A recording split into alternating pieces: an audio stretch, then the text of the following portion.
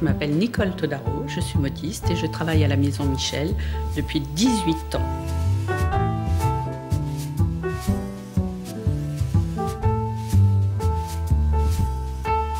Le métier de modiste, c'est faire des chapeaux sur mesure. Nous travaillons pour la haute couture, pour les particulières et pour le spectacle.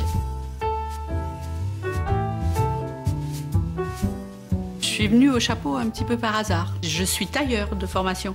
Et puis j'ai découvert le chapeau et si vous voulez, c'est le même cheminement que le vêtement en plus court. Et le chapeau m'a apporté beaucoup dans le sens où c'était beaucoup plus vite réalisé. Ce que j'aime dans ce métier, c'est l'affolement des collections. Mais en même temps, ça vous booste un petit peu parce qu'il faut que vous donniez le meilleur de vous-même en un temps très très court. Vous avez une élégance et une pratique du chapeau qui est quand même très français. La France, c'est le pays de la mode. Paris, c'est la capitale de la mode. Même si maintenant vous avez des défilés à Londres, à Milan, le départ, c'est quand même, et la tradition, c'est Paris. Paris, ça a toujours été les arts, donc la mode fait partie des arts. Faire un chapeau sur mesure, c'est faire un chapeau en fonction de la silhouette et de la stature de la cliente. Le chapeau, lui, est personnel, unique. Elle peut le prêter à quelqu'un d'autre, il ne lui ira pas aussi bien qu'à elle. Madame a une tenue, un tailleur, dans les tons anis et orange. Très bien. C'est pour un mariage? C'est pour un mariage, tout à fait. D'accord. Alors, nous allons prendre votre entrée de tête. Toutes les têtes ne se ressemblent pas. Vous avez des têtes qui sont ovales, d'autres qui sont plus rondes, d'autres qui sont en œuf, d'autres qui sont plates. Et donc, il y a un petit peu de manipulation, comme chez le coiffeur. Si elle n'a pas trouvé dans ce qu'on lui présente, je fais appel au créateur de la maison, qui lui va lui faire un croquis pour qu'elle ait une idée du volume. Parce que souvent, les clientes, vous savez, un chapeau, c'est abstrait. Si elles n'ont pas sur la tête, elles ne savent pas ce que c'est. D'après le dessin, on réalise une toile qui est une maquette. Et la toile, c'est quelque chose d'assez rigide pour que ça ait le rendu du chapeau. Je fais 10,5. Il est petit, celui-ci.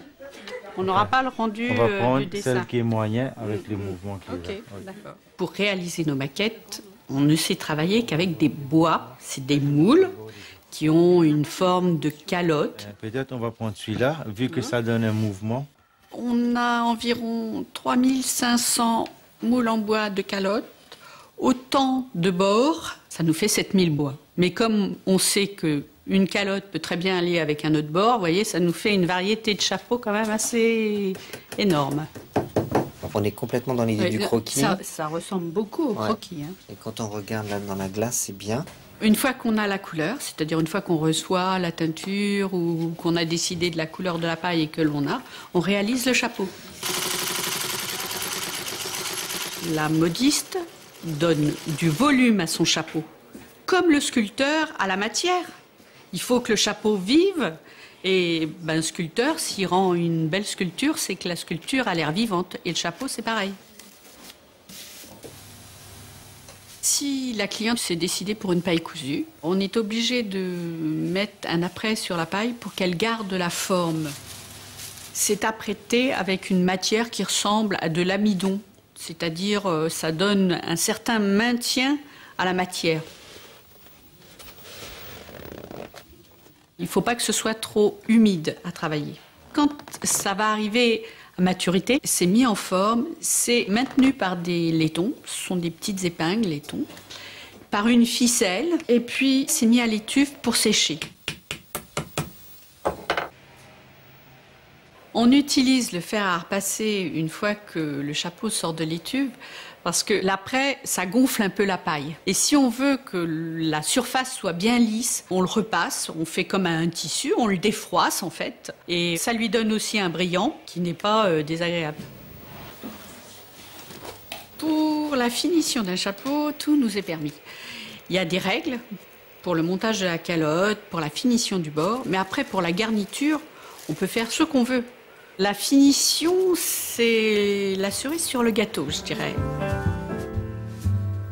Même si c'est pas moi qui les dessine, c'est quand même personnel. Vous interprétez ce qu'on vous donne.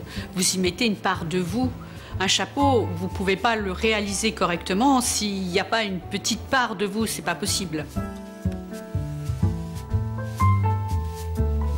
Et il y a des chapeaux qui sont très durs à réaliser. C'est vrai qu'il y a des fois des chapeaux où vous peinez, mais quand vous l'avez fini, quel plaisir! Quel plaisir! Qu'est-ce que vous en pensez? Oui, c'est bon. C'est bon, vous avez possibilité de jouer un peu avec le laiton, là. Quand je remets un chapeau à une cliente, déjà c'est le moment de vérité. Si le chapeau lui sied bien, alors là, c'est ce qu'il y a de mieux. Parce que je sais que la cliente reviendra. Je sais qu'elle va en parler autour d'elle. Si elles ont eu des compliments, elles me rappellent en me disant « Vous savez, votre chapeau, il a fait sensation. » Alors là, je suis ravie.